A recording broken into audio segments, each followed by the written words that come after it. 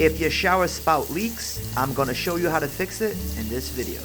The first thing we got to do is obviously remove the old spout that we have here, and to do this there's usually a set screw underneath these spouts. You can feel it with your fingers. Next you're going to use an Allen wrench to remove the set screw, and you can see I have an Allen wrench and I'm turning counterclockwise to remove that set screw. Here you can get a better look at the set screw.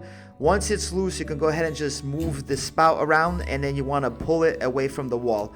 Most of these spouts, they press fit, so there's no threads. You can just go ahead and pull it like I did here. And here we can get a better look at the old spout. Here you can see the diverter. The diverter is that white part, so when you pull up on the spout, it actually stops the water from coming out of the spout. You can see that seal there, and over time that seal gets worn out, and that's why you have a leaky spout. And you can see if I pull that spout and I fill it with water that it's actually leaking. So this is a Kohler spout, and these Kohler spouts are known to have issues, and unfortunately you cannot just replace the white part, the diverter. You have to replace the whole spout.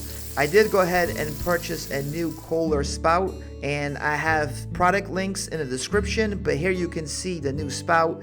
And one thing that I did notice right away is it looks like Kohler redesigned the diverter. If we look very closely at the diverter, you can see there's a blue plastic piece. This piece is now found on the original spout, or the spout that I'm replacing. So I'm hoping that this lasts. Here we can see the old one, there's no blue piece. And then on the new one, we can see that there's a blue piece there. So it looks like the mechanism has been reworked on a new spout. And that's a good thing because, like I said, usually you're able to replace just the diverter part and keep the housing. However, in this case, you can't, and you need to replace the whole spout. Here you can see the press fit clamp. And when you tighten that set screw, it actually closes this clamp up, and this is what grabs onto the copper pipe that you see here.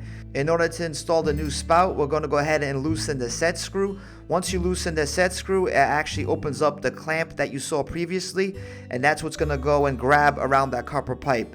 So you want to go ahead and turn to the left or counterclockwise in order to loosen that set screw, and you can see that the clamp is going to open up. Once that clamp is loose, you want to go ahead and place the spout over the copper pipe, and you might have to wiggle it in there. You might have to turn it a few times, but eventually that copper pipe is going to go between the clamps, and you want to keep pressing that spout in as you turn so the spout hits the tile or whatever wall that you have there. Once you're satisfied that it's in there and it won't go anymore, you want to go ahead and turn the set screw to the right or clockwise in order to set it in place. Again, all the product links and tools that I'm using are in the description. And now that we have our new spout, we're ready to test it.